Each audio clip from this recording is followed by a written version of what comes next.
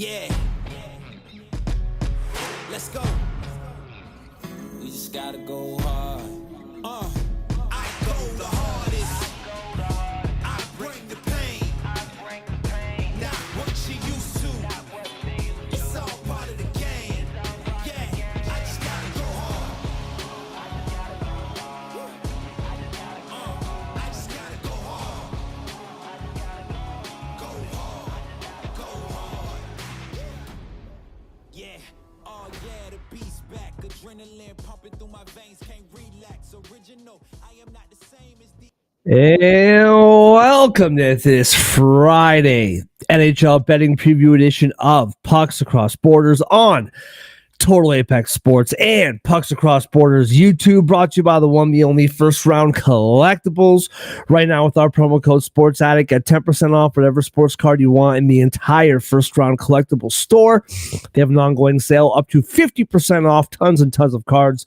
And with our promo code Sports Addict, not only do you get 10% off of regular priced items, but sales items as well. Go to firstroundcollectibles.com today. Use promo code Sports Addict for 10% off your order. First Round Collectibles, sports cards for sports fans. Great to be here. Lots to get into from last night. 10 games on the ice last night. 5 games in action tonight.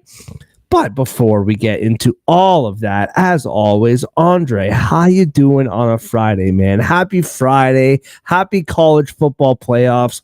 And happy NFL playoffs. I know it's a bit bittersweet right now for you, but that's okay. You're a football fan, and it's the playoffs, man. Happy weekend. Thank you. Busy Friday, still in action, obviously, but it is the weekend. It's always a cheers to that. And I can afford to be bittersweet. I'm not even 30 yet, and I've celebrated 2 Super Bowls, so it is what it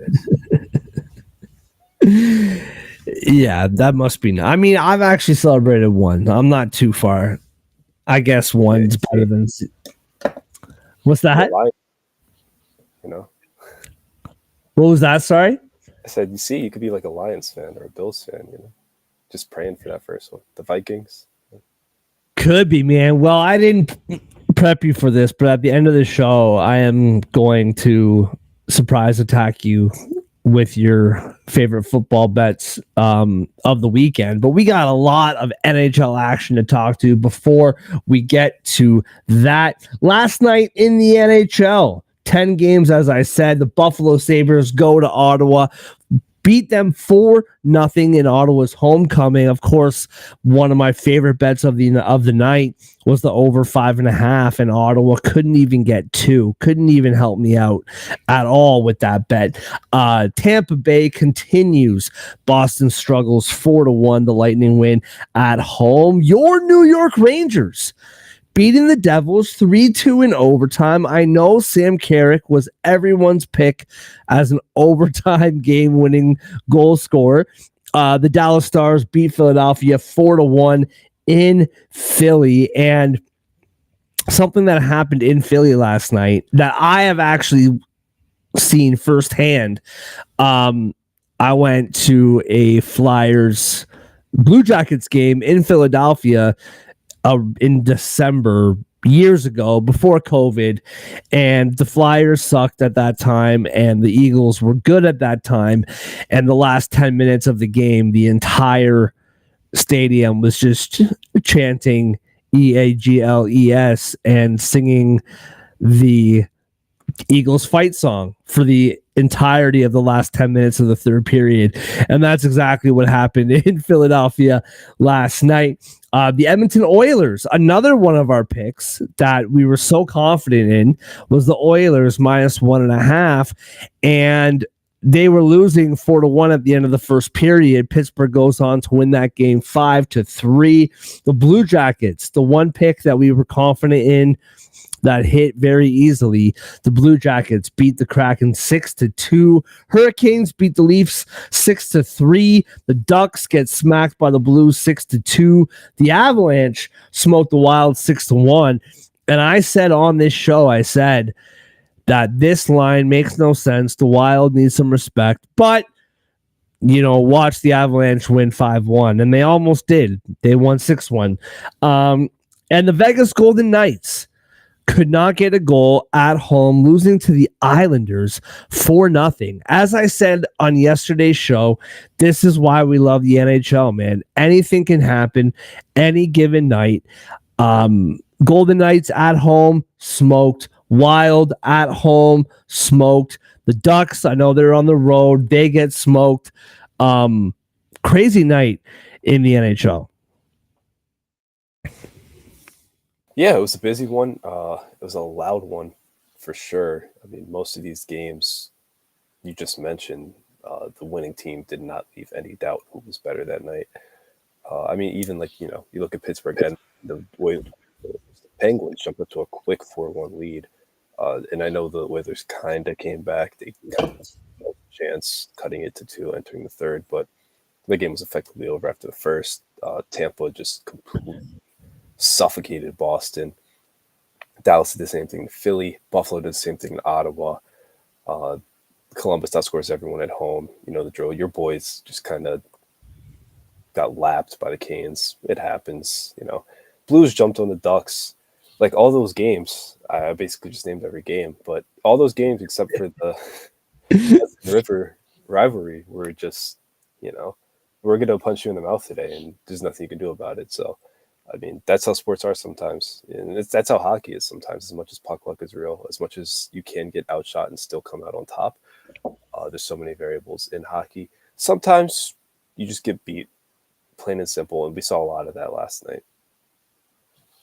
Yeah, and I mean, it's funny, specifically talking about the Leafs game, Joseph Woll, tough night for him, but the Leafs were up 2-0 pretty early in that hockey game. Carolina comes back, makes it 3-2. Austin Matthews scores, make it 3-3. Believe the last 2 goals for the Hurricanes were empty netters. I know one was for sure. I think the 5-3 goal was as well. What was weird in that game is something that I could bet you my entire life savings that you'll never see again this year.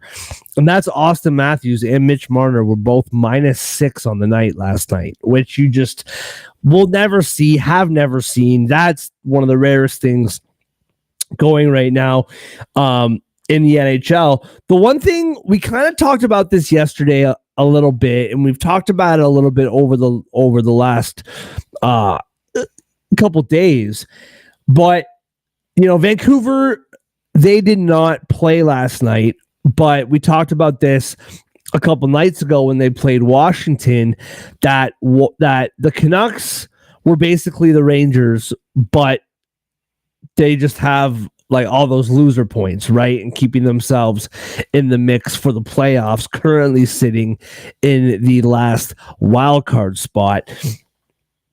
I know Tampa Bay, and you said this, I know Tampa Bay has a bunch of games in hand. They've only played 39 games. They have 46 points. While the Blue Jackets with 44 points, they've played 42 games. Pittsburgh's played 43 games. Ottawa, Montreal, Detroit have all played 40 games. And Boston's played 44 games. So, the Lightning have up to 5 games less played than everybody else that they're in the playoff hunt with.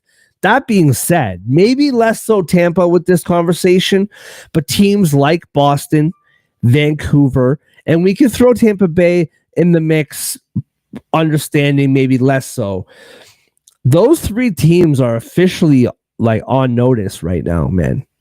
Like, Boston, they lose again last night to Tampa Bay. Funny enough, Boston 20-19-5, 45 points on the year. Columbus is in the second wild card spot. Good for them. Pittsburgh is tied in points, but behind in point percentage with the Blue Jackets. They have 44 points. Ottawa, Montreal 41. Detroit, New York Rangers 40. And if you want to throw the Islanders, Flyers in there with 39 points. Vancouver and Boston, both of these 2 teams, they are on notice. And the more I watch Boston, man, like that product last night was an absolute mess. And now there's Boston reporters coming out saying that apparently Marchand and Pasternak hate each other. Where's all this coming from? All these superstars like hate each other or whatever. But I'm just saying, man, these, formalities that we come into the season with, Boston will make it, Vancouver will make it. I guess Vancouver was probably less of a formality than Boston was, but I thought Vancouver would make it no problem. These teams are officially on notice, man, and it's not looking very good. And Vancouver tonight, after being out of action last night, they're in Carolina tonight. And I know Carolina played last night. It's a back-to-back, but it doesn't look that good for them tonight either. And tomorrow, they take on the Maple Leafs. So Boston, Vancouver, officially on notice. They could be, both of those two teams could be out of a playoff spot the next time we talk on Monday morning. Yeah, I will pump us up a little bit. I'll put some gas Please in us. do. I'm pretty sure I had the Bruins out of the playoffs this year. I feel like you did too. I don't know if I did. I feel like you did too. We can revisit. I definitely did. We can say I did. It makes me sound smart. You definitely said you did. Yeah, 1 year without Bergeron, and these guys can't stand each other. Look what happens. The Bruins are on notice. I don't think there's any question about that. They, after last night, have the worst goal differential in the Eastern Conference. It's not the Flyers, who lost by 3 and dropped to -25. It's not the Penguins, who picked up a win, who now very narrowly have a better points percentage than the Bruins. If they win their next game, they will be ahead of them in the standings for a playoff spot with the same number of games played. Penguins are -26 now after that win over a playoff team. Nonetheless, kudos to them for beating the Oilers. And then there's the Bruins. Last night they lost 4-1 to the Lightning. -27 now. Worse than the Sabres, worse than the Islanders, worse than the Rangers, worse than the Canadiens, worse than all these teams we tend to pick on, worse than the Red Wings. I didn't mean to forget you, Detroit. Boston is, we've said it all year, they had their little dead cat bounce. They had their little resurgence when they got very little. coach. Yep. They're not a good team. It's they had a phenomenal run of just consistently making the playoffs, having deep playoff runs. They got a cup. Granted, it was 15 years ago at this point. They did get a cup. They went to another one. They did great things. It was a long run. It doesn't last forever. It's about time that they were due for something like this. Maybe not Bergeron. Maybe not Marchand and Pasternak hating each other, but they were due for regression. They were due to not make the playoffs. They were due for a bad year. It's kind of happening. I'm not shocked because even when they were third in the Atlantic for the past couple of weeks or whatever, we were like, is this team really going to stay here? Are they going to make the playoffs? We were both like, nah, this isn't. Like, they're just here because they've played more games and they got off, or they had that decent run, whatever. This team's not going to make it. Not even, a month later from having a discussions like that, and here we are. I know the East is super tight. I know they could easily be in that spot again, but I think, and I've maintained this, the top 3 in the Atlantic is set. I don't really see any teams catching Tampa for that 3rd spot, let alone Florida and Toronto for the top 2. I don't see Boston making the playoffs. I just don't think there's enough. They don't score. They allow a lot of goals. They don't play good hockey. They're fortunate that 5 overtime losses have them technically over 500. So they're on a watch, and I think they're on the right watch. They're probably not going to be a playoff team. The question is just going to be who's going to overtake them, because a lot of these Eastern Conference teams haven't really wanted it, but all of these Eastern Conference teams are one strong run away from solidifying themselves in the postseason. So it's wide open in that East. In Boston, I guess that does leave the door open for Boston, but I choose to believe in goal differential. I have not believed in this team dating back to the offseason, and especially, with that road record, that 8-12-2, I don't think they're going anywhere because they haven't been that good at home either. 12-7-3 or 12-10 if you take out the losers points. It's not that strong. And if you're not going to win on the road either, where are you going? You're not going anywhere. I can look at the Flyers. I can look at the Islanders. I can look at the Rangers. I can look at the Red Wings. All those teams, with the exception of the Rangers, they're 10-11 on the road. All those teams, just wins and losses without the OT loss counted in, 500. All their points percentage is 500. Yeah. Yeah. Oh, sorry to interrupt you, dude. No, you're good. You're good. We're gonna have to give Vancouver at some point. No, I was just gonna say that's the thing is like the home record 12-7-3. Like you're right, it's not great. It's not awful, but I think you look at the other teams. Pittsburgh's away record isn't great either, but they're right there with the Boston Bruins in the points, and they also we didn't have the same expectation for Pittsburgh and I guess you're right, like we didn't really have high expectations for Boston, but I think what's really curious to me too is like we're talking about the point differential minus 27 is, I said this and again, we're just pumping our own tires today on the show, and I'm here for it 100%. I love it. The Boston Bruins, not only is their goal differential minus 27, they are 29th in the NHL in goals per game. And we talked about this at the beginning of the year. Where is this team's goals going to come from? Where is this team going to score? Besides Pasternak, who else do they have where the goals are going to come? And goals against is 21st in the league. And I said this at the beginning of the year. That whole Jeremy Swayman situation, man, it just has not evened out at all. There were moments where we thought, okay, he's back, he's playing better, he's having good games, good nights, what have you. But when he missed training camp and he missed the entire preseason, for goalies cannot miss that much time at the beginning of the year.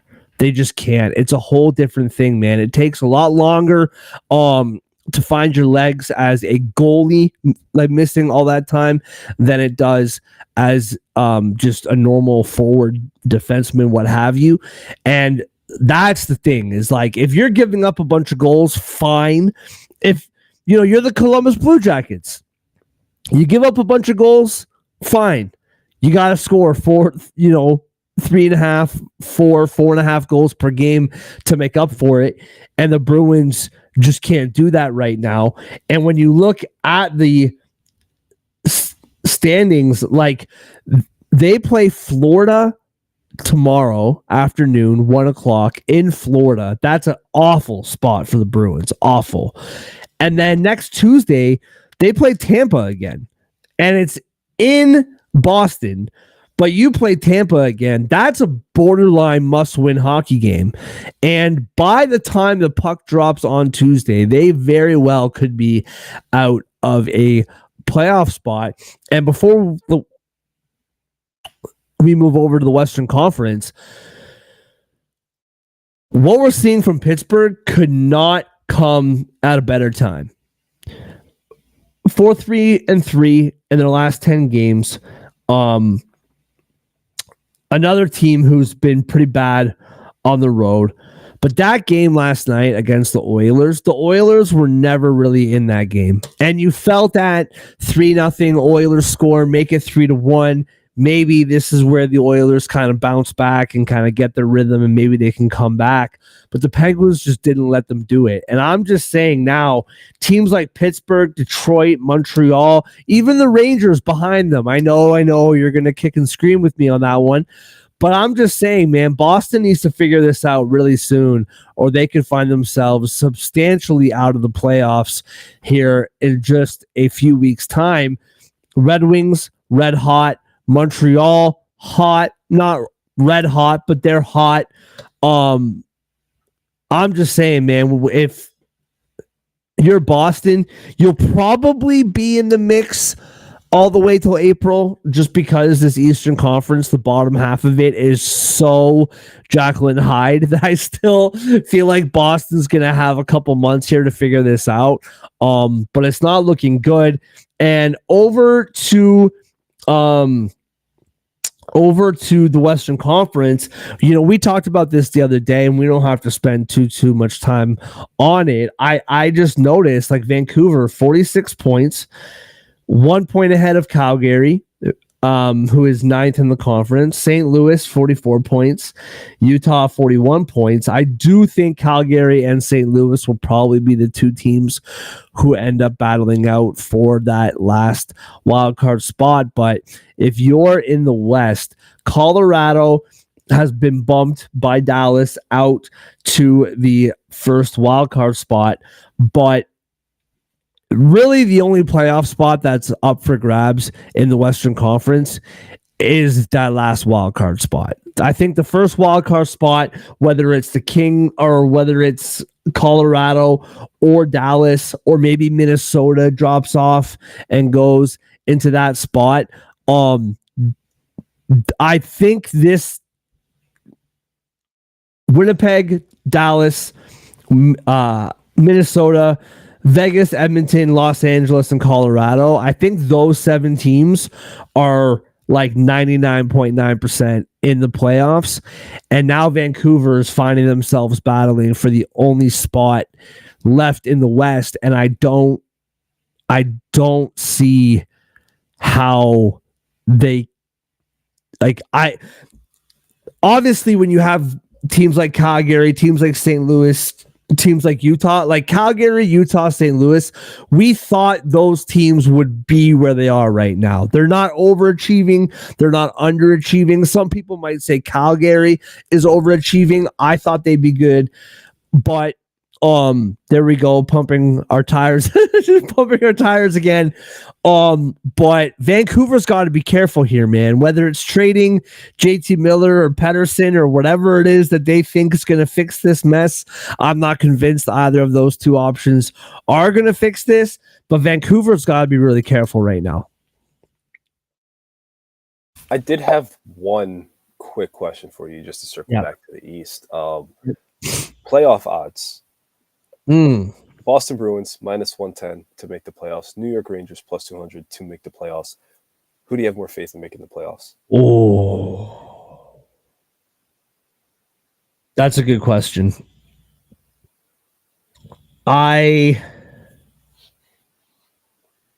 think, man, that's a good question. Off the top, like right away off the bat, I would say Boston, just because they're there right now and they don't have any ground to make up. They just need to keep the train somewhat on the rails. But then on the other hand, the New York Rangers, they have the better goaltending. And I think all around, they have the more talented roster, right? I think at the beginning of the year, if you would ask me who's going to miss the playoffs, New York or Boston, I would choose Boston if I had to choose between those two teams. So on the surface, I would say that the Bruins have the better chance of making it to the playoffs because they're in it already. But the more I think about it, the Rangers, 3 less games played, better goaltending, better overall roster, I think. I don't know, man. I'd probably take the Rangers on that one. I think I would take the Rangers too. Not just as a fan, but a lot of the reasons you just said. Also, in theory, if the Rangers were to win the 3 games in hand they have over Boston, they would be ahead of them in the standings. For as bad as the Rangers have been. But the one thing too, Andre, just real quick. Yeah.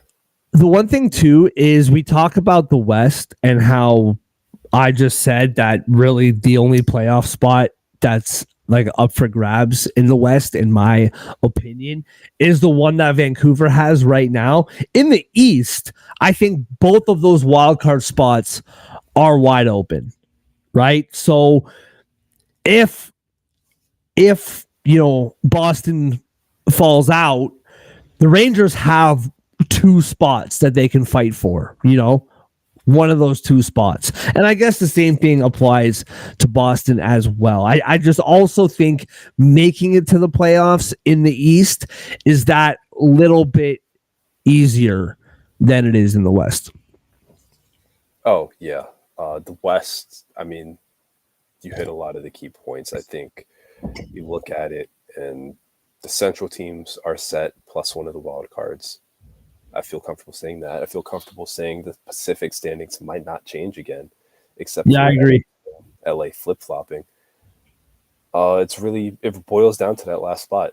And Vancouver, I think they're having a very similar kind of stretch as the Rangers have had and just had. Not to keep bringing them up, but it's just, you said it the other day, and it's just the records are basically the same. It's just Vancouver's losing in OT. One reason I do think Vancouver will be fine: one, they're supremely talented. Two, they have been very mediocre at home this season. 7-14 record, 7-8-6. They're picking up those losers points. I feel like that will even out at some point. Most good to decent teams are 500 better at home. I feel like Vancouver will get there. They've been stellar on the road. I think they're probably going to be fine, but they should be concerned that Calgary is right there, because Calgary, they're making it work. Maybe not the best of late, but they handle business at home. They consistently win at home. They've picked up enough points on the road to keep things tight. Their defense, their goaltending has been strong, especially, Markstrom's gone, and they're still just keeping pucks out of the net. So Yeah. they're doing what they need to do. That offense in Calgary, I don't think there's enough of it to really get that final hump. I just don't think there's enough talent there to really get over that hump. But if Vancouver can pull out of this thing, they are in trouble. They're fortunate that really Calgary's the only team capable of putting together a strong enough stretch to actually overtake them and put pressure on them. Because I don't think the Blues can stack wins that often to get there. I don't think the hockey club can stack enough wins to get there, even though we've seen both teams have good stretches and both teams have talent. They're just not consistently winning. It's too unsteady. The Ducks, they're too young. I don't think they can keep this up forever, even though I think they're a feisty competitive team. The Kraken, not even in this conversation. There's a reason. They're done. Predators, not in this conversation. There's a reason for that. The last two teams are jockeying for draft position. They're on take-a-thon right now. So, yeah. And I think, too, like, if you're Vancouver, the worst of your season has to be behind you. And that might be like, okay, Captain Obvious, like that might be like super simple, but like they have no room for any more slip sliding. They have none. They have to get it together. And I guess if you're, again, to compare the East with the West, like if you're Vancouver, at least it's probably a 2-horse race behind you, like you said. Probably St. Louis and Calgary battling for that last spot. Maybe Utah makes a run, makes a jump. They're certainly capable of it, like you said. But where in the East, literally, dude, like we can prognosticate and we can put together. Oh, there's my word for the day. Prognosticate. I've had some good words this week. But I mean, when you look at the East, it's like we can say whatever we want, but if there's any section of the league that just humbles everybody in sports media into realizing that none of us know anything, it's the last half of the Eastern Conference. But I like Vancouver. It's just what I'm seeing, and I'll say this too, man. Like we watch all these games. Like when I watch Calgary and they're down 3-1 with 9 minutes left, I feel like they can come back and figure out a way to at least get that game to overtime. And I don't feel that same way about the Canucks. So it's going to be super interesting to watch, to say the least. And before we move on, I also do want to say, man, the Dallas Stars, after a very up and down, and I actually joined the hockey writers covering the Dallas Stars at like the perfect time, because I like started covering this team in the last like 3 weeks of their like mediocrity. And since basically just after Christmas, they've gone on a spectacular run, 6-game winning streak, 8-game point streak. They were a very average road team for the entirety of the 2024 portion of this season. They have now won 4 straight on the road. Big win against the Rangers on Tuesday. That win against the Flyers last night, you never felt at any point in time that the Flyers were going to figure out a way to make that hockey game an actual game. Like, you just felt like Dallas was going to win that game from the puck drop all the way to the final buzzer. And I got to say, man, Jason Robertson finally clicking. He has something like 11 points in his last 7 games, something like that. Wyatt Johnston is coming alive. He has around that same stretch, I think 10 points in his last 6 or 7 games, something like that. Rope Hintz has really come alive. That team is really, over the last 2 weeks or so, the Dallas Stars are finally starting to look like the Stanley Cup contenders that we thought they would be at the beginning of the season. And the one thing that has been a bit of an issue in Winnipeg is, Jake Ottinger is obviously their number one goaltender. Yesterday was their 40th hockey game. Casey DeSmith made only his 10th start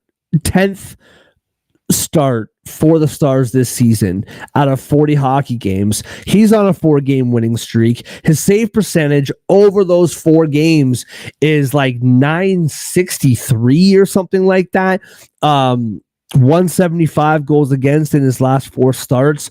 To have a backup goaltender like that, where he's not seeing the ice, he's seen the ice like once every 2 weeks, and he's still putting up efforts like that. So the more we watch this Dallas Stars team, the more they're rounding into form.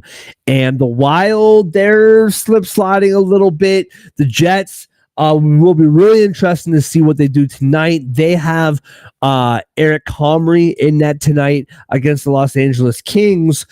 Don't look now, but that Central, and I mean Colorado, they keep doing what they're doing. That Central division lead for the Jets might not be as much of a lock as we thought it would be. No, 5 points back, 2 games in hand.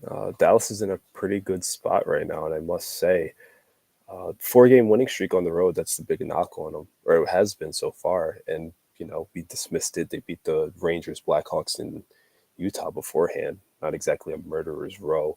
But, No. They dominated the Blackhawks like they were supposed to. They came back against the Rangers, beat a team that's struggling like they were supposed to. They dominated the Flyers like they were supposed to. They're figuring it out. They're playing good hockey. Obviously, longer road trip still to come, but now you start to look at that Toronto game, you start to look at that Colorado game where they're on the road, and you're like, oh, this isn't an automatic loss. Maybe they'll pick up a point. Maybe they'll pick up 2 points. That bodes well. That bodes well. They can catch the Jets. The Wild, like you said, are slipping. The Avs have a lot, or they not a lot, but they have more games played than everyone, so they're not quite there, but they're there as far as points are concerned. It's a jumble. It's a mess at the top of that Central Division, but for all the good reasons. Dallas, a team that won the Central last year, that won the West, at least regular season-wise last year, they were the top seed. They've put themselves back in a position where, they can host the first round of the playoffs, because there was a stretch, was it a week or 2 ago, where they were a wild card team. Yep. And we weren't concerned about them. They're a lock for the playoffs, but this is a team we expect to. What did Tortorella call them? A cup contender. This is a team we expect to be a cup contender, and you can make a cup. You can win a cup as a wild card, as the 3 seed in your division. but you expect those teams to be the 1 or the 2 in their division. And one last thing, they have a plus 32 goal differential, which is the second highest in the West. So they, last night's big win helped, but they've been dominant, and the record will reflect that more and more, especially if they continue to play hockey the right way on the road.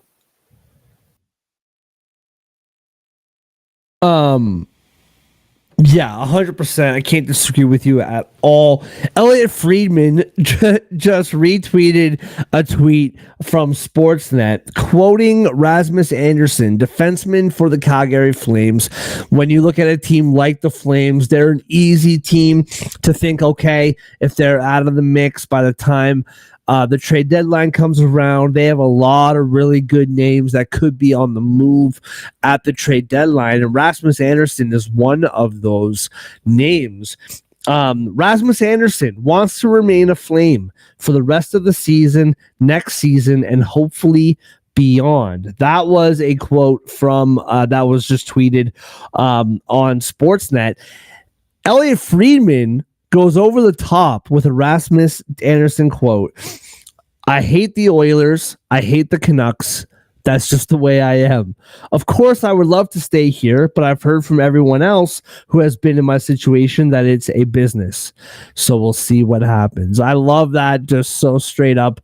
I hate the Oilers. I hate the Canucks. That's just the way I am. Don't send me there. Send me anywhere else, but don't send me to Edmonton or Vancouver. I just thought that was hilarious. Hey, sometimes you just got to put it out there, and I love it. I absolutely love it. And we need more of that in the league. I'll just say it. For sure, man. Yeah. For sure. The NHL's too polite, dude. We've talked about this a lot over the years. They're too polite, and we need them just to say what they think more. I love it. That's true. That is true. Very, very Canadian. Well, speaking of Canadian, I guess we'll be talking about the Canadians here in a few minutes, but let's get into our bets. Friday NHL preview brought to you by First Round Collectibles on Total Apex Sports and Pucks Across Borders YouTube. If you have not yet gone over to our YouTube, like, subscribe, and that whole deal. We've been on YouTube for a long time, but we're really starting to push it just now. So if you could head over to youtube.com/at Pucks Borders, we'd really appreciate the like and the subscribe and all of that good stuff. Moving on to the games tonight, the Vancouver Canucks are in Carolina with the big win last night, but they did play last night. We'll see if that makes a difference. Vancouver plus 138 on the road. Carolina minus 166 now at home. Minus 1.5 for Carolina is plus 154. Plus 1.5 for Vancouver, minus 192. The over 5.5 is minus 128, and the under is plus 104. Andre, what you got, bro? Canucks, Hurricanes in Carolina. Yeah, so we just talked about the Canucks for a bit, how they're struggling, but they've been better on the road this season. Their players don't like each other. Right? I guess only two. I shouldn't be dramatic, but it's not.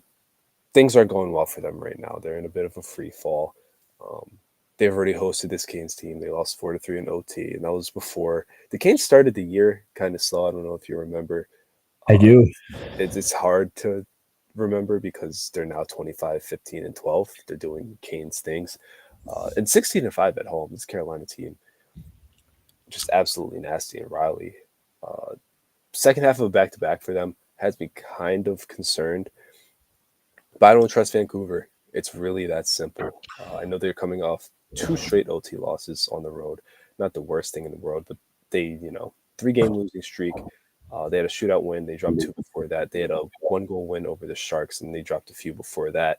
It's just uninspiring stretch of hockey right now, and I just can't, even with Carolina playing a second night in a row, it's usually where you want to target an underdog here, and even though Vancouver's been so good on the road, there's no reason to trust them to win this game.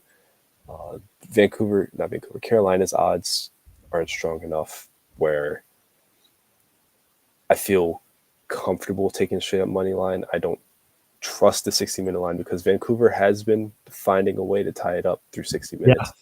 So I think I'm just going to stay away from a side here. I'm just going to take that over 5.5. Yeah, I'm right there with you on the over.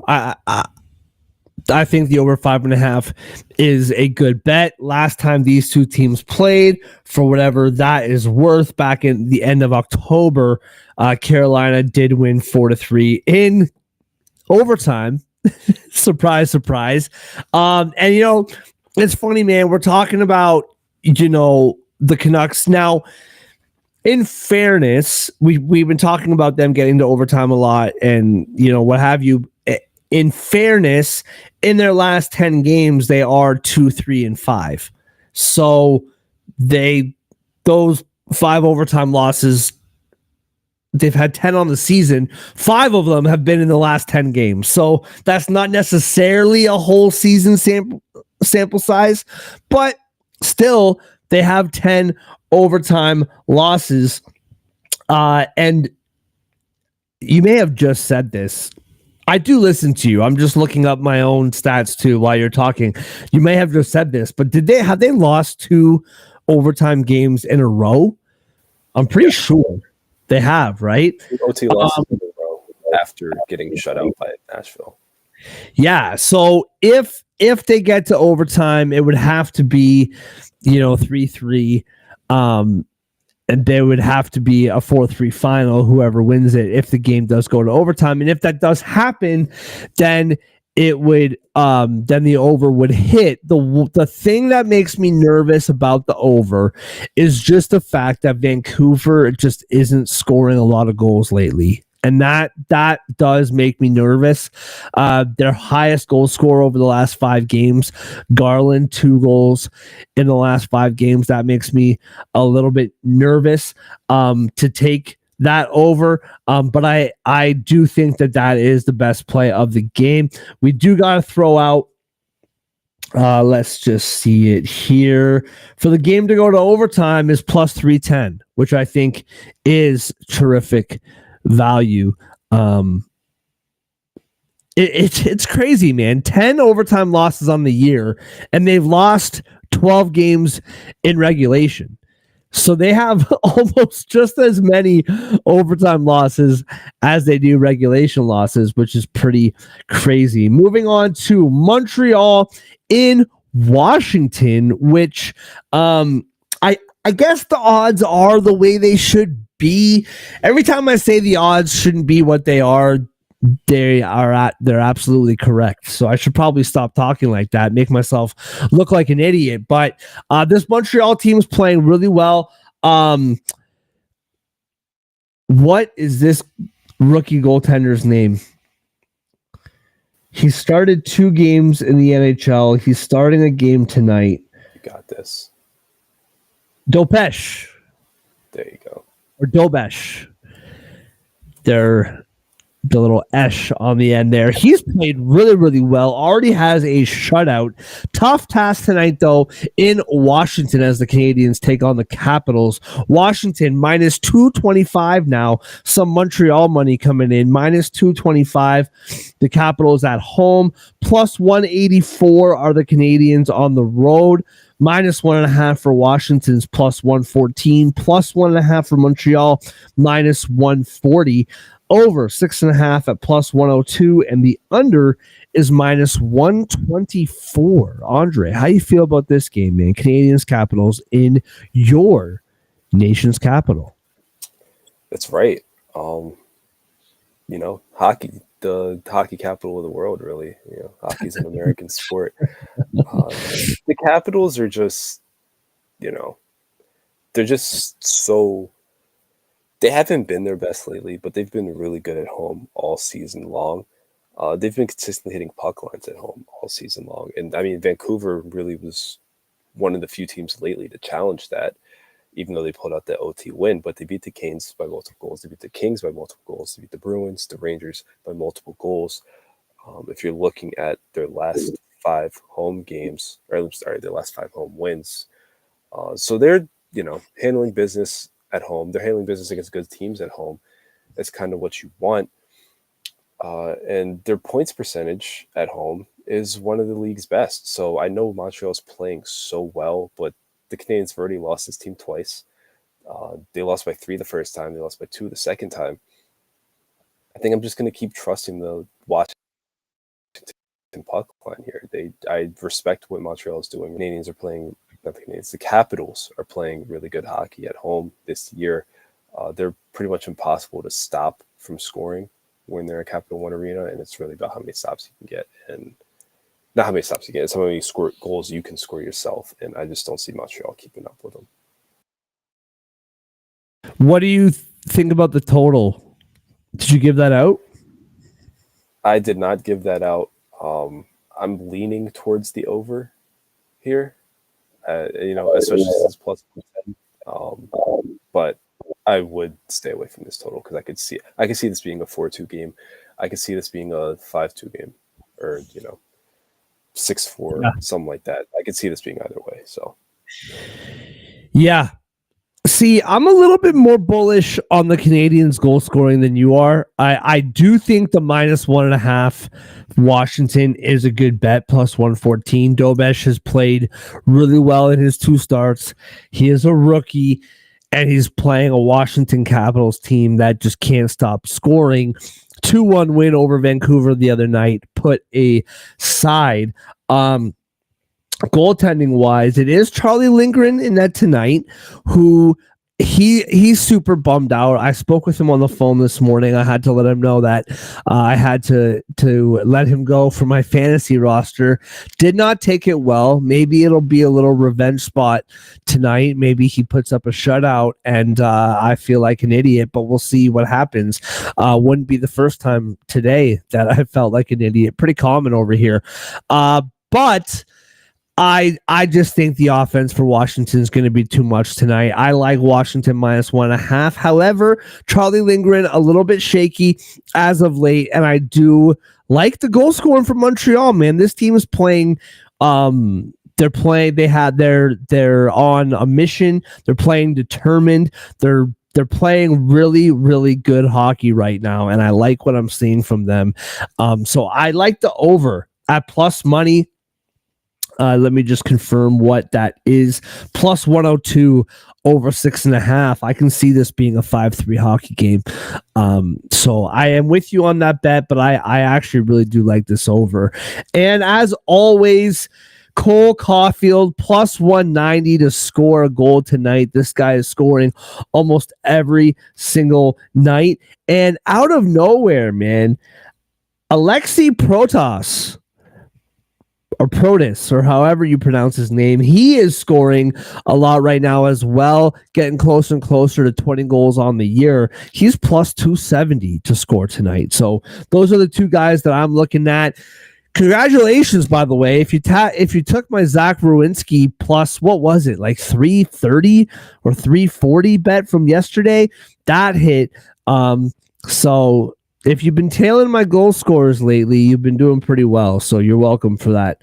You can email me, send me a DM, Solder on Pucks, and we can exchange. We can figure out what my commission should be. Moving on to Chicago in Detroit. Chicago Blackhawks plus 152 on the road. Detroit minus 184 at home. Minus 1.5 for the Red Wings is plus 140. Plus 1.5 for the Blackhawks, minus 172. Over 5.5 at minus 140. Under 5.5 is plus 112. And I just want to make sure that what I'm about to say is in fact factual, and it is not, so I won't say it. Andre, what do you got here, man? Blackhawks in Detroit to take on the Red Wings. Yeah, so Detroit has a 4-game winning streak head-to-head over Chicago. That includes a 4-1 win in November. The Red Wings, 5-game winning streak. They're turning the corner. They look really good. 3 of those wins were at home. 2 of those home wins were by multiple goals. They beat the Jets in Winnipeg by multiple goals. They're playing good hockey right now. Before I officially make my pick, I'm going to run through a list of Blackhawks road games. Every Blackhawks road game since November 7th, okay? Okay. Starting with November 7th. 1-3 loss. 1-3 loss. 1-4 loss, 2-3 loss, 2-3 loss, 1-4 loss, 2-1 win. Shout out to the Rangers, very generous. 4-5 loss, 1-4 loss, 4-6 loss, 3-4 loss, 2-6 loss. I'm hearing two things in common. One, they don't score. That tracks average 2.33 goals per game on the road, the second fewest. Two, they lose by multiple goals a lot. That tracks with their entire season in general, but they have a negative 23 goal differential on the road this season. I'm sure a lot of that has come since November 7th. I'm taking the puck line here. Detroit's hot as it is, and this team doesn't travel well. I am taking Chicago Blackhawks under 2.5 goals at minus 120. Yeah, that's some good, solid homework by you, Andre. Good job. See, guys, that's why you watch this show. Excellent, excellent analysis, just like that. On FanDuel, under 2.5 is minus 116. So I don't know if I'm going to beat you in our parlay tonight, but that's a little taste. Minus 116. And I'm completely lied. That's over 2.5. Minus 110 for the under 2.5. So hey, that's a little bit better. Yeah, I was leaning Detroit minus 1.5 here as well. And after you laid off that, or you laid out that perfect analysis, I'm right there with you. I think the thing that really stands out to me about this Detroit winning streak, you look at their last 10 games, they're 6-4 in their last 10 games, and they're on a 5-game winning streak, right? So that shows you just how, how 180 like this turnaround really has been. And, Coach Todd McClellan gets the breaks, whatever what's the term? The breaks beat off of him in his opening game with Detroit, losing to the Leafs 5-0 or 5-1 on a Friday night for his first game with the Red Wings. Since then, man, they've been unbeatable, and they're scoring goals now.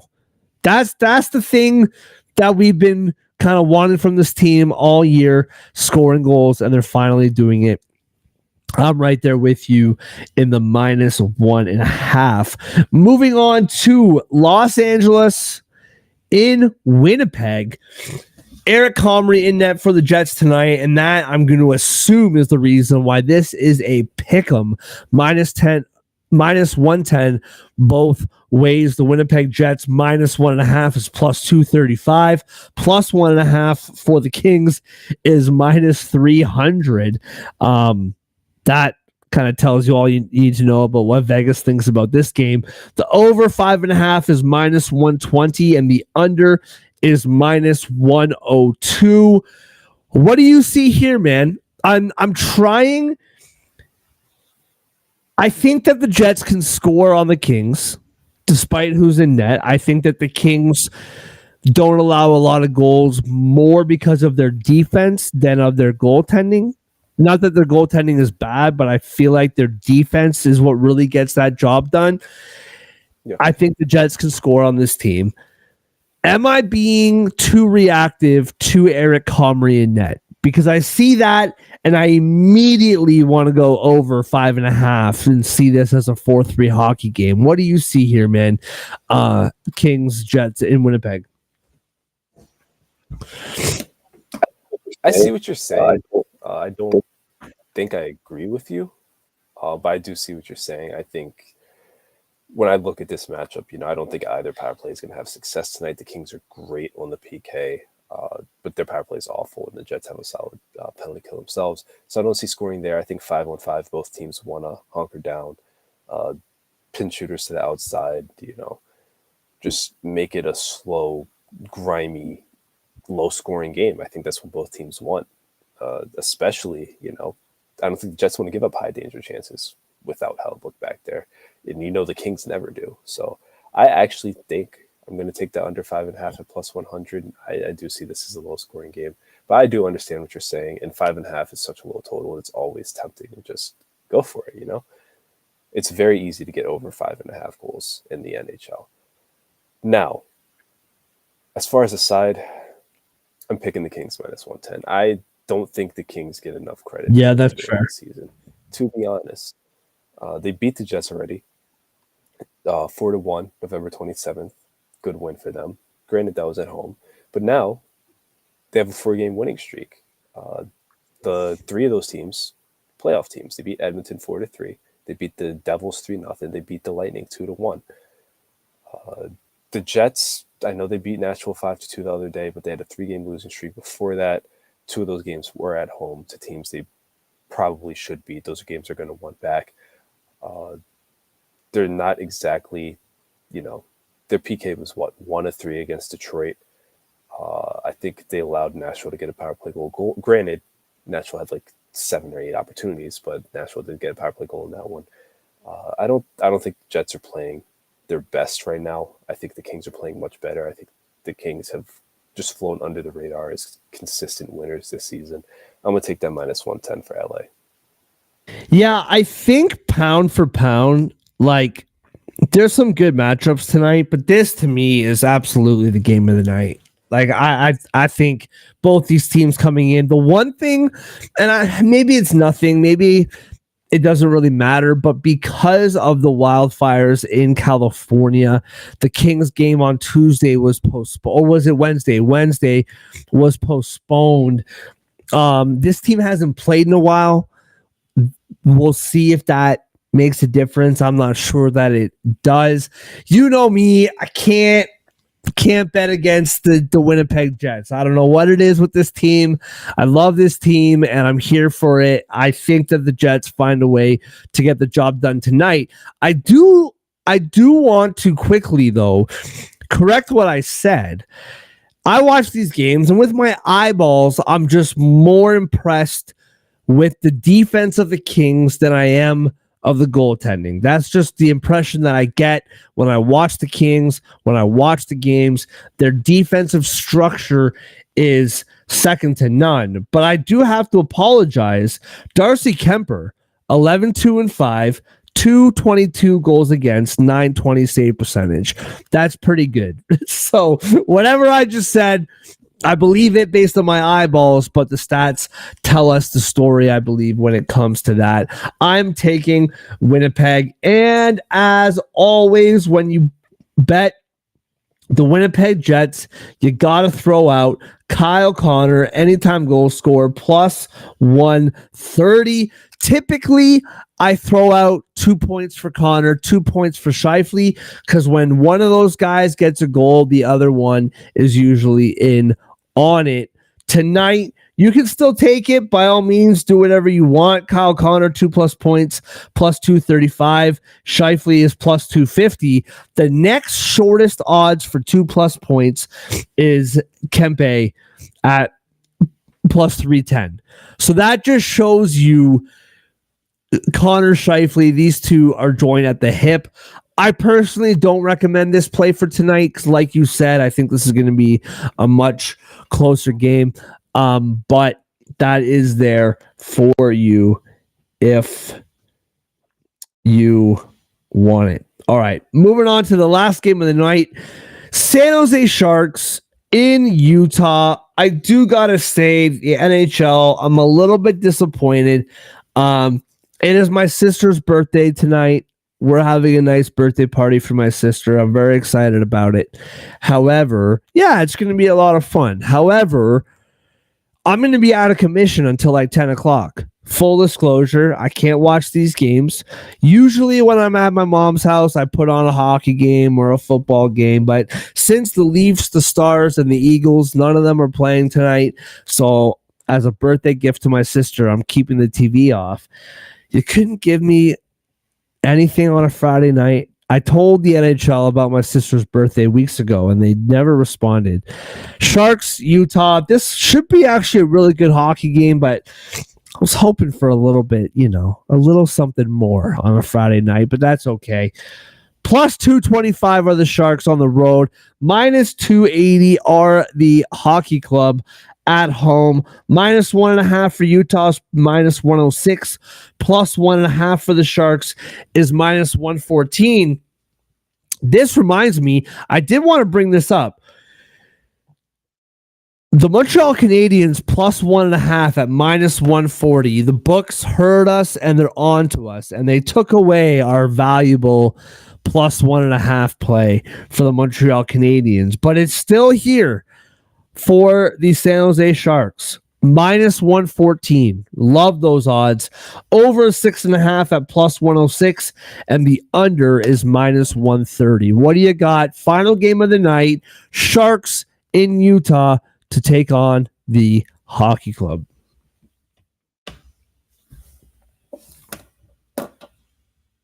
Yeah, hit the wrong button. Yeah. So Utah, we've talked about this not playing well at home. Lately, they've been struggling. They have lost 7 of their last 8, and that includes every single home game in that stretch. Not a good team right now. Not a team you really want to bet on. I know it's the Sharks. I get it. They've won 2 of their last 3, though. They've played this Utah team twice. 5-4 win in Salt Lake City earlier this season. 4-3 loss in December. 2 1-goal games. Plus 1.5. Minus 115.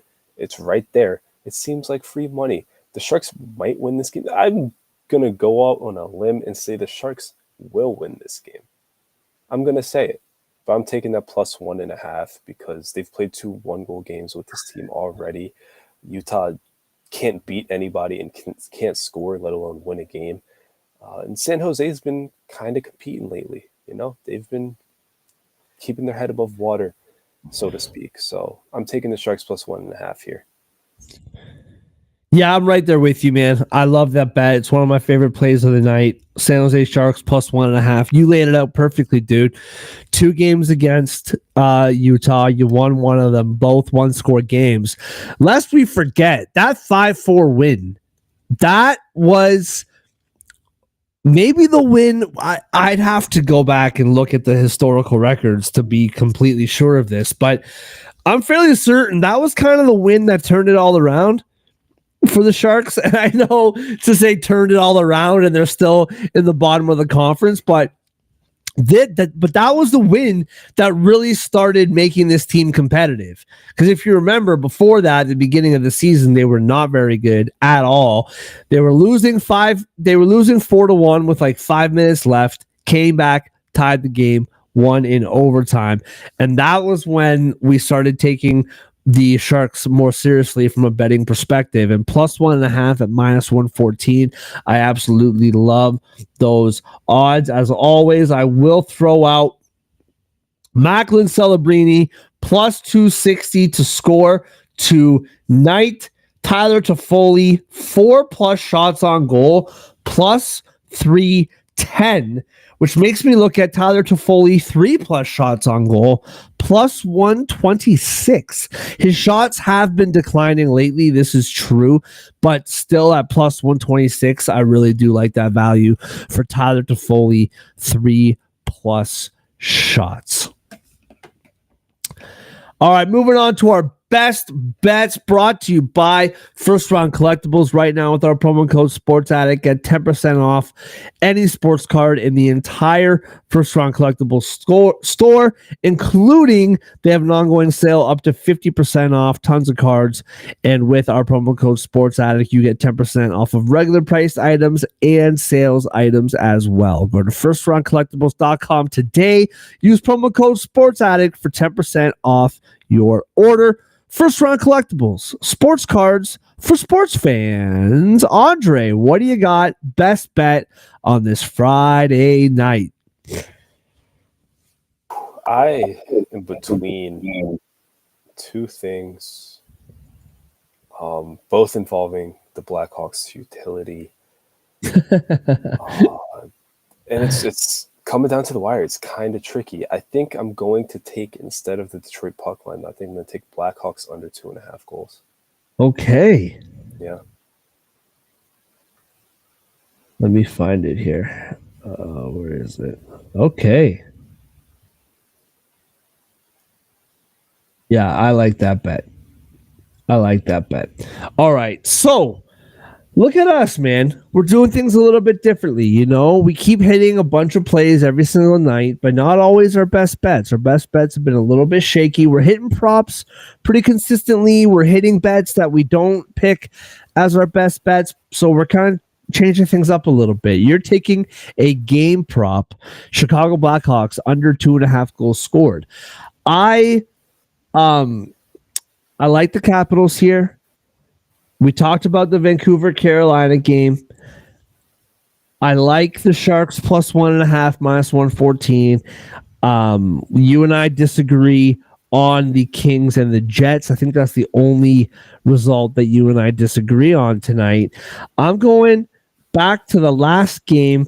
Tyler Toffoli, 3+ shots on net at plus, what did I say? Plus 126. Plus 126. Tyler Toffoli, 3+ shots on goal. I just laid it out. At the beginning of the year, this guy was hitting over his total every single night. His shots have dipped recently. This is true. But Sharks are coming around lately. The Utah Hockey Club defensively, I don't trust it. I think the Sharks are going to get a ton of shots on net, and I like Tyler Toffoli. If you're feeling extra frisky, that +3, whatever it was, for 4+ shots for Toffoli, I'm here for it. But we'll keep it simple on our best bets. Plus 126, Tyler Toffoli, 3+ shots on goal. Beautiful, beautiful, beautiful, beautiful. Best bet or family play? I feel like I've picked the last few. Yeah, I mean, you know, we both like Red Wings minus 1.5. We both like Sharks plus 1.5. Feel like the under in Kings Jets is pretty frisky. Oh yeah, you like the under in Montreal, Washington, did you? I like that over. Nah, I stayed away from that total. Right. Why don't we Sharks puck line or Red Wings puck line? Sharks? Make this a 2/3 Shark best bet segment? Of course. It's a Sharks podcast after all. It is. Love it. Forgot. All right. Tyler Toffoli plus 126. Sharks plus 1.5 at minus 114. Under 2.5 Chicago Blackhawks total goals. That's minus 110. I'll just share with you mine first. We'll switch it up this time. On FanDuel, you are getting that parlay. Again, Tyler Toffoli, 3+ shots. Sharks plus 1.5. Chicago Blackhawks under 2.5 total goals. Plus 609. I am pretty shocked that I have you beat. I have plus 651 for Tyler Toffoli, 3+ shots. Sharks puck line plus 1.5, and Blackhawks under 2.5 team goals at minus 120. Look at you go. I'm so proud of you. I think individually your odds were better too, at least for two of them. So yeah, that's weird. I think I'm telling you, man, people watch this show because lately DraftKings has been beating my FanDuel odds pretty consistently. It's bumming me out. I mean, my people know people, you know. Well, I hit the outro music, but I'm going to stop it because, Andre, I got to ask you. NFL playoffs are amongst us, if that's the right way to say it. I don't know, but they are. So if you are an NFL fan, this is the best time of year for the NFL. Let's lay this out real quickly. I'm going to lay out the game, and you're going to give me your favorite bet. All right. I think we can go game by game here. I think you know what's up. You're a very educated football mind. Chargers in Houston tomorrow afternoon, 4:31 p.m. Chargers, Houston. Go. You're muted, but I think I can read lips. You probably can read lips because it's probably the same thing a lot of people are saying. I have no faith in this Houston team No. whatsoever. So, not huge fans of the Chargers. I like what they're building. Not huge fans of them for a deep postseason run. I think they're going to win this game though. So I do like Chargers -3 here. I would lean towards the under 42.5. And if you look for something special, Nico Collins to record 5+ receiving yards in every quarter is +200. He's probably going to have to be a huge part of Houston's offense if they have an offense worth speaking about. That's a really good bet. I really like that bet a lot because everyone else is hurt, man. They have nobody else. That's like that's a great bet. I love that one. All right. Pittsburgh Steelers, Baltimore Ravens. My father-in-law is a diehard Steelers fan. I'll be watching this game with him tomorrow night. He does not watch the show, I guarantee you. So you do not have to worry about hurting his feelings. If in fact you are going to hurt his feelings, how do you feel Steelers Ravens? Yeah, I would have hurt his feelings. That's not really my business. I protect it. I'm here to tell the truth. I'm going to stay away from his side, though. The Ravens obviously have been a much better team. The Steelers have sucked lately, but just in this rivalry, the past few years, the last meeting being the lone exception, Pittsburgh's kind of not only won a lot, just gave Baltimore hell, just gave them fits consistently. I know last game that they met in Baltimore, the Ravens won by 17. That was a tied game. Russell Wilson had a really stupid fumble that I think really flipped the entire game because Pittsburgh was holding their own. So if you gun them ahead, I would probably say Pittsburgh +8.5, but I'm not going to pick a side here. With the defense of the Steelers lately, they've been struggling. That's going to be a theme in this round. Probably going to take the over 43.5. And I do like, even without Zay Flowers, I like Lamar Jackson, 25+ passing yards in each quarter.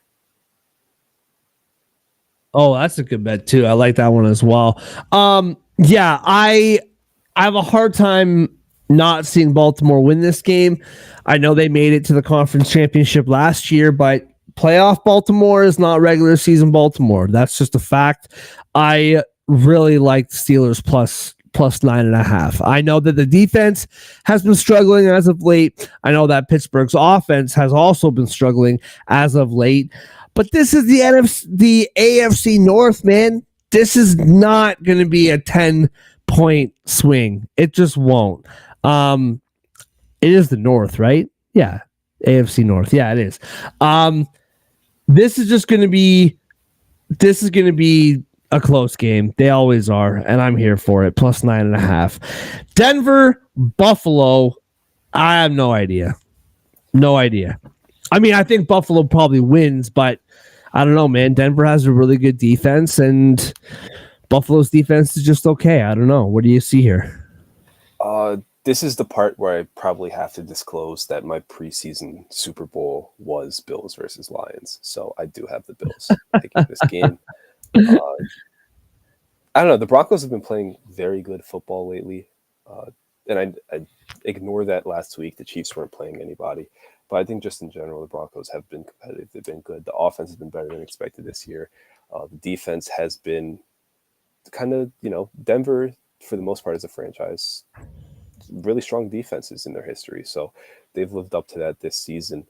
Do I think they can compete with the Bills? Yes, but Buffalo, Josh Allen and that offense has just been such a beast all season long. They protect the ball this year. He's throwing it very well, as everyone knows. They run the ball very well. He doesn't get sacked. It's just very hard to slow down this Bills offense. So, like the over just slightly more. But I'd say sit back and enjoy this one because this could be a fantastic football game if it ever plays the best. Yeah, it is. I 100% agree with you. Green Bay and my Philadelphia Eagles and your Saquon Barkley. Unnecessary. Sorry. How do you feel about the Eagles Packers, man? Eagles 4.5-point favorites. I will say I'm giving you the floor for all these games. I follow the NFL and I feel like I know the NFL really well, but you're the guy that we go to out of the two of us. I will say for the Eagles, lots of injuries on the Packers side. I just don't see, and not. I know I'm an Eagles fan, but I just don't see how the Eagles don't find a way to win this game. It bothers me that Jalen Hurts is like our weakest link. Like we have one of the best running backs in the league, two of the best receivers in the league, the best O line, or at least two. One of the best O line and D lines in the league, and our $50 million quarterback is the weakest link. That scares me, but I feel like Philly's got to find a way to get this done. No. That was a lot of Devontae Smith love you just snuck in there. One of the best in the league. Oh, he's so dude. That duo. You telling me that duo is not one of the best duos as in the a league? Duo, yeah, as an individual, I wouldn't put him as one. Oh, he's so good. And I like Devontae Smith. I'm very mad you guys in Dallas conspired against the Giants to draft him. We're not going to talk about that right now, though. What we're going to talk about is this probably should be a comfortable Eagles win. I mean, the Packers, they just lost to the Bears. They lost to the Vikings the week before that. And I know that was only a 2-point loss in Minnesota, but that wasn't a 2-point game. They were getting smacked around before a late comeback. And these teams met already this season. The Eagles played a pretty sloppy game, still found a way to win 34-29 in Brazil. I don't want to, but I'm going to pick Eagles -5.5 here. I will say, though, Josh Jacobs and Saquon Barkley, 5+ rushing yards in each quarter. What did I have at? +150. Love that one. That's my favorite bet of the league. For each of them? Both of them have to have 5+ rushing yards in each quarter. But both of them get the ball so often. Like, both have good O-lines. That feels too good to be true. Yeah. Yeah. I really like that one. Yeah, I do too. I'm right there with you. All right. My son is waking up in the other room, so let's fly through these ones. Washington, Tampa, because you know what's going to happen. He's going to start screaming, and people are going to hear it and think that I'm a bad father. Washington in Tampa Bay. This game, I think this is going to be a sneaky good game, man. I think this game is going underrated with the season that Baker Mayfield and the Bucs have had. And this feisty Washington team, man, I think it's going to be a really good game. Yeah, so I'm putting the finishing touches on this game preview for winners and whiners. You can see that at 8:00. So I'm not going to disclose my picks here, but I will say Marshawn Lattimore versus Mike Evans in the playoffs. That's all I got. Oh, yeah. Beautiful. Good find by you. Winners and whiners. Check out his preview for that game, 8:00. Love that. See, I shameless plug all my stuff all the time. You're a lot more reserved. Just let people find me where they find me. But I'm very proud of you for plugging yourself there. I appreciate that. Thank you. Mine definitely wasn't for legal reasons. Yeah, fair enough. All right. Minnesota and the LA Rams. This is another one, man. I feel like off the bat, everyone's going to jump on the Vikings for this. I feel like that I'm not saying that I'm taking the Rams, but Sean McVay and Matt Stafford in the playoffs, I would think about it a little bit here. No, I'm right there with you.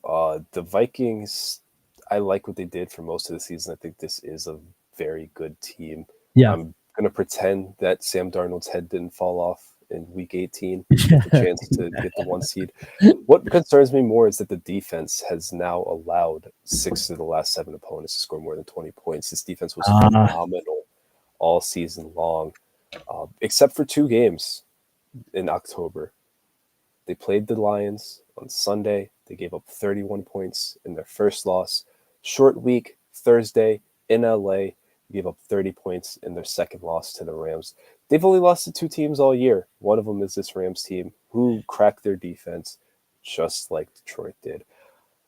The Rams, when they're clicking, have firepower. Sean McVay is the most brilliant offensive mind, the most beautiful play caller, play designer in the NFL right now. I absolutely love what he does.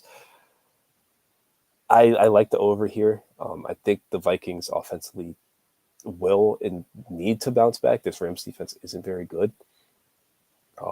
I think the Rams, with Nakua, with Kupp, with Stafford playing their best, we've seen them crack the Vikings before. I think they can do it again. It's kind of weird circumstances with the game moving to Arizona. And for that reason, I probably expect the Vikings to squeak this one out. But I'm not very confident in that. So I would just take the over in this one and enjoy this. This will also probably be a very good game. Yeah, there's not too many washes in this playoff slate, man. I think the afternoon games are properly slated. I think these games are going to be really good. Awesome, man. Well, thank you for letting me preemptively throw some NFL football talk at you.